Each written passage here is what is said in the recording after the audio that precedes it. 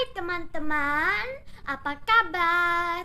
Kali ini kita akan bercerita tentang Santa Faustina. Santa Faustina lahir di kota Głogowicz, Polandia pada tanggal 25 Agustus 1905 dengan nama Helena Kowalska, merupakan anak ketiga dari 10 bersaudara. Dia datang dari keluarga miskin dengan peraturan dalam rumahnya yang dibuat seperti peraturan dalam biara, yaitu berdoa dan bekerja. Helena kecil sering bangun tengah malam dan berdoa sendiri. Ibunya sering menegurnya, dan dia menjawab, "Malaikat pelindung yang membangunkan aku untuk berdoa." Saat usianya 9 tahun, dia menerima sakramen pengakuan dan sakramen Ekaristi untuk pertama kalinya. Pada usianya 16 tahun, dia bekerja sebagai seorang pembantu rumah tangga untuk membantu perekonomian orang tuanya. 1 tahun kemudian, dia meminta izin untuk masuk biara. Tapi ayahnya sangat keberatan hati untuk mengabulkan permohonannya itu, karena ayahnya tidak mempunyai biaya untuk masuk ke biara. Akhirnya pada tanggal 1 Agustus 1925 dia masuk ke biara Suster-Suster Maria Bunda Kerahiman. Seperti yang tertulis dalam buku hariannya, ditulis, "Waktu itu aku merasa seperti masuk Firdaus dan berterima kasih kepada Allah."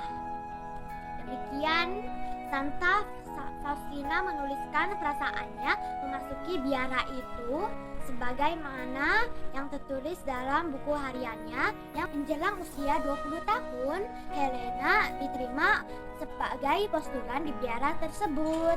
Dan pada tanggal 30 April 1926,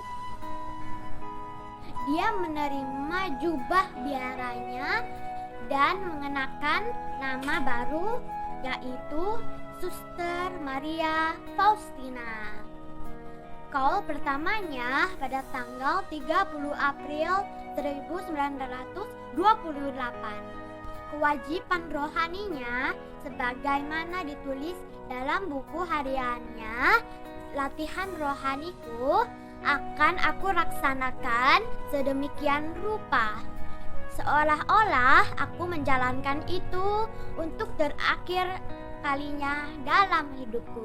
Dengan cara demikian, aku akan melaksanakannya semua kewajibanku." Santa Faustina dipenuhi oleh karunia-karunia.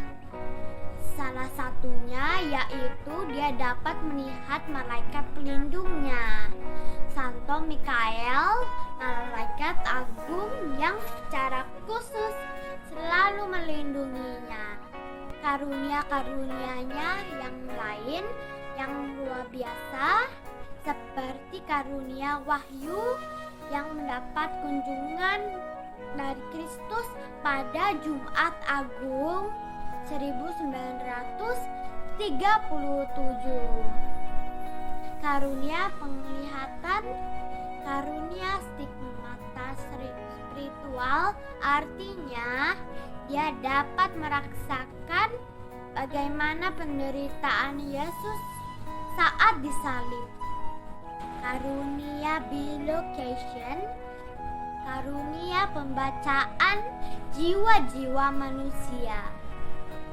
Karunia pembacaan jiwa-jiwa manusia itu seperti pada satu malam ada datang seorang suster yang sudah meninggal dunia datang kepada Suster Faustina dalam meminta doanya karena suster tersebut sangat menderita di api pencucian.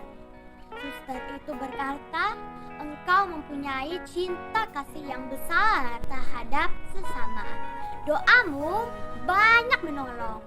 Jangan berhenti mendoakan jiwa-jiwa di api pencucian." Seperti yang ada tertulis dalam buku harian Santa Faustina yang pertama, halaman 23. Setelah kematiannya, buku catatan hariannya tersebut diungkapkan secara luas oleh pembimbing spiritualnya, yaitu Pastor Mikhail Soboko. Pada Jumat Agung tahun 1937, Kristus menempatkan diri dan mendedikasikan kepada Santa Faustina doa-doa, yaitu doa bahwa Kristus berharap Santa Faustina berdoa dalam novena hari Jumat Agung yang sekarang dikenal sebagai Hari Raya Rahmat Ilahi. Santa Faustina meninggal pada tanggal 5 Oktober 1938 dalam usia yang ke-33 tahun karena penyakit tuberkulosa. Santa Faustina dimakamkan di dalam biara di kota Krakau. Kemudian ketika dimulai proses beatifikasi pada tanggal 21 November 1968, kuburnya dipindahkan ke kapela biara di tepat bawah gambar kerahiman yang kemudian tempat itu menjadi sanktuarium relikwi Abdi Tuhan Santa Faustina di Krakau, Polandia.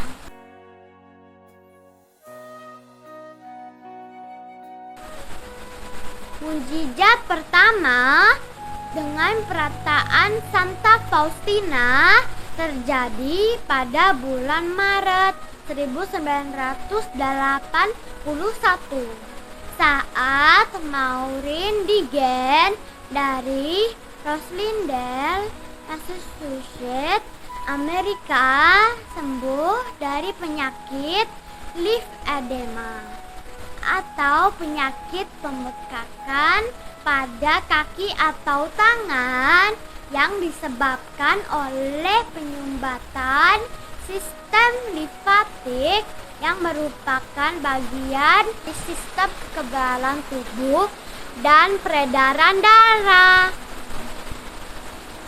Penyakit yang tidak dapat disembuhkan pada waktu itu.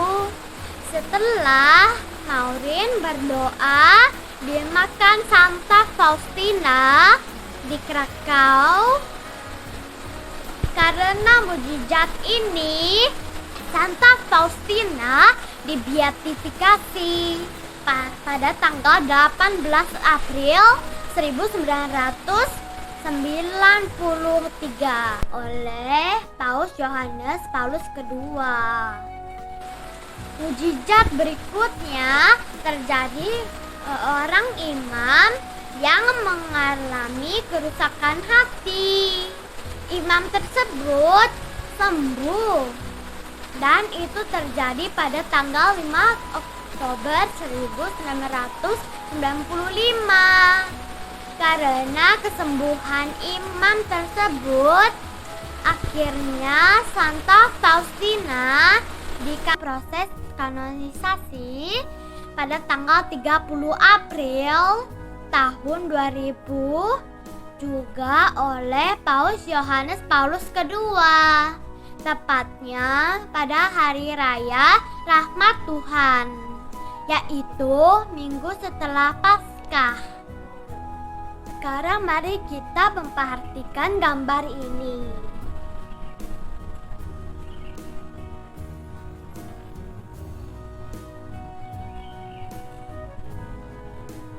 Jika kita ingin menjadi devotan kerahiman ilahi, maka ada 5 hal yang bisa kita lakukan, yaitu apa saja?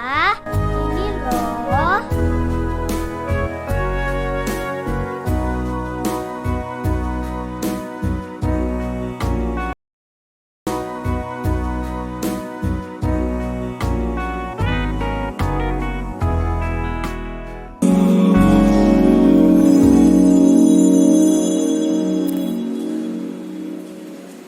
Demikianlah cerita tentang Santa Faustina.